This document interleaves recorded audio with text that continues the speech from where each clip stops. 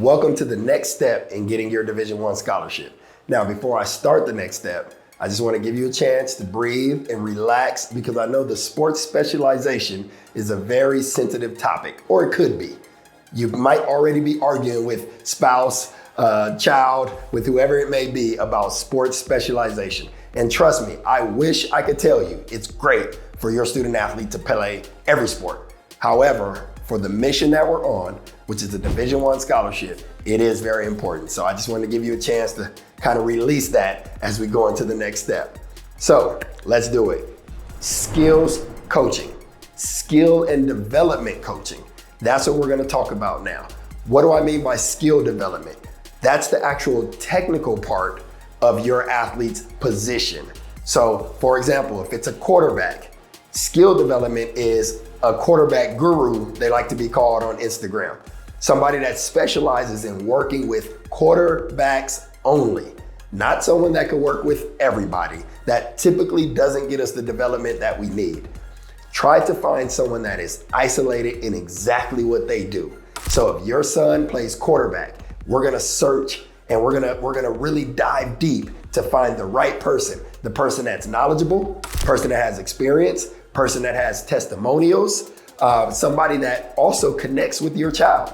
Personality-wise, everyone has different coaching styles. So make sure that it's someone that works well with your child and your child's actual character or his personality. So no matter what sport it is, I think that you should for sure have a skills development coach, even if it's just periodically throughout the year. Because I know some of you may be thinking like, man, that gets pretty expensive.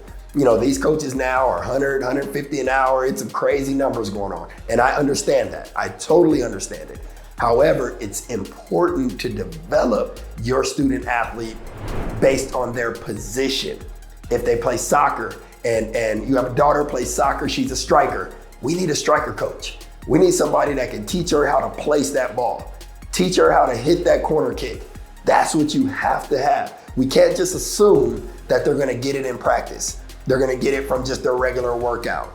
We have to develop those skills. If you look at every elite basketball player, every elite athlete, they're gonna have a skills coach that literally works on their mechanics day in and day out. So if you have not found the right person, just do a little bit of research. Ask around. You know, it's different ways to find them. Look at the pricing. Of course, you know, maybe try to negotiate if finances is an issue, but I'm just saying it's very, very valuable and very important. Even if it's periodically, like I said, even if it's just a couple sessions, you know, 1 or 2 sessions a month, it will be worth it in the long run because your athlete has to develop the actual skill. Now, we talk finances. And I'm just kind of obviously making an assumption because I don't know you. However, there are some families that have a skill coach and they're working 3-4 days a week. If you decide not to get a skills coach, what is that difference? What is that balance gonna look like in 6 months, in 9 months, in 12 months? This athlete is working on their swing as a baseball or softball player. They're working on it, boom, over and over. They have a hitting coach. They're telling them every single position, every placement, watching every mechanic. They're gonna develop a lot faster over the course of that year than a student athlete that does not have that and only relies on practice or team training. It's just not gonna be enough today. 10 years ago, 20 years ago, probably didn't really matter as much.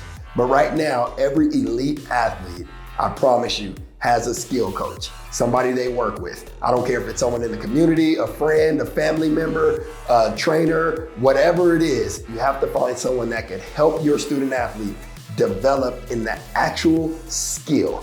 That's the key, the skill. I prefer you to find someone that actually has the experience in that one position. That's what I like. I like someone that they're specialists. If my son is a defensive back, plays football, I want a DB trainer. I want somebody that has mastered the technique, mastered all the movements, and they're gonna teach my athlete how to play the position.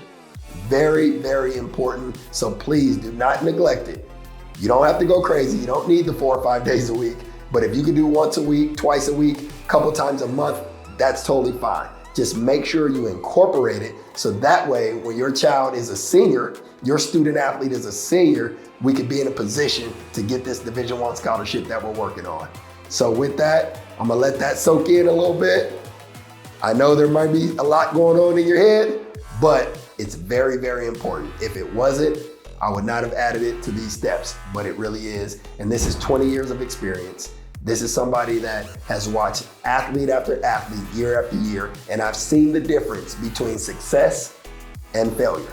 I've seen the difference between athletes that I think have the potential to play Division I, but it's never realized. And so they end up at a small school, or they give up entirely on the sport because they didn't reach their goal. So at this position, as a student athlete, this is the time you want to invest in your future. Now, you can't wait till then. It's gonna be too late. So let's think about it, let's process it, review your notes, talk to the family, do what you gotta do, but it is very valuable and very important.